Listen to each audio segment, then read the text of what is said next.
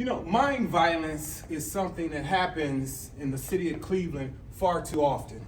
Many of you know it by the term gun violence. The stats in Cuyahoga County in 2021 state that over 240 people lost their lives due to gun violence. On top of that, Ohio is the capital for sex trafficking. If you watch this video, you will find out what it is that we're trying to do in the city of Cleveland as change seekers. Stay tuned and stay blessed. On October 29th at 11:55, I got the worst call of my life. I was working at home and I got a call from my son's wife letting me know that my son had been shot, and he had been shot around the corner from where I live. So he hangs out at a location around the corner. So she wanted me to hurry up and get there because she was in Youngstown and couldn't get there fast enough. It literally took me 2 minutes to leave my home. I literally ran down the stairs, jumped in my car, flew around the corner, and when I got to the scene, my son was already gone from the scene. They told me that he was taken to the hospital, but as I looked over the scene and surveyed the area, I could see all of the blood that was in the street. I didn't know if it was his blood, I didn't know if it was someone else's blood, so I'm racing, trying to figure out, okay, where is he at? One of his friends indicated to me that they had already taken him to Metro Hospital.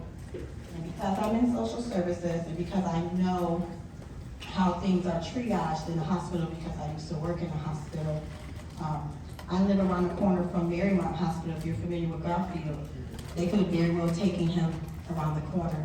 But when they told me that they took him to Metro, I knew that it was going to be bad because Metro is a trauma hospital. They only take you there if it's serious, because if not, they would take you to the local hospital.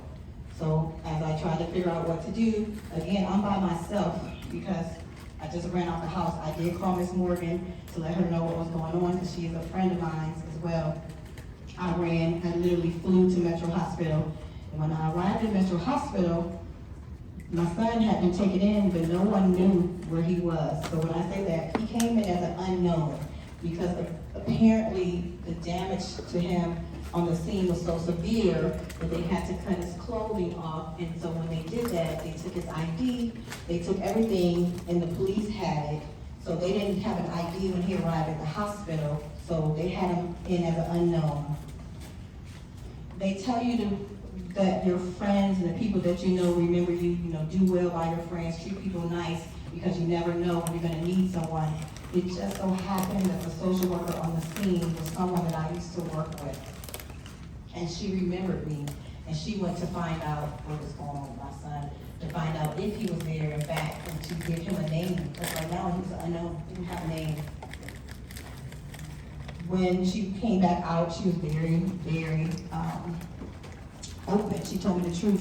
She wanted to prepare me for the worst. She told me it was bad, and that she was, they didn't think he would make it, out of the ER, because we're in the emergency room. Away from you. Is it a good choice to follow them 40 minutes, or what else could they have done? Go home, well. Calm down and go home. So, the whole thing that she's getting at is when you are mad right then, you have to think of the long term. He had 40 minutes to calm down. And in those 40 minutes, there was nobody because he wasn't by himself, so that's the other thing.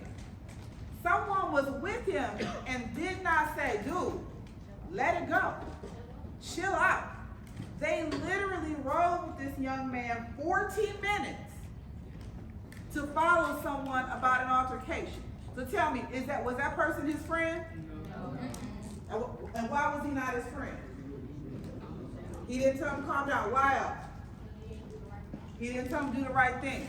So when she's talking about your friends, how many of you have been in a situation where somebody is your friend?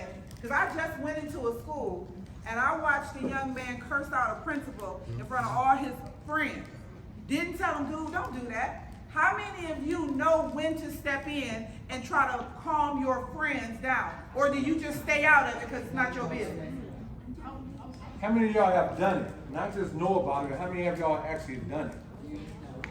Y'all need to put y'all on. Okay, so wait, so people who have, okay, if you've done it, how did you, let me get some who hasn't spoken. How did you calm your friend down so that they didn't make a bad choice? Let me ask y'all a question right quick.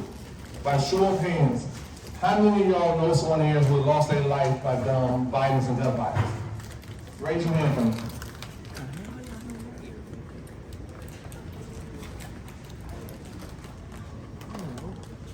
Is there anyone in this room that ever saw a dead body before?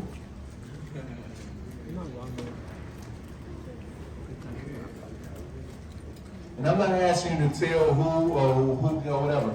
But by a show of hands, name, not name, but raise your hand if you know someone that does have a gun. You don't have to tell me their name or no information.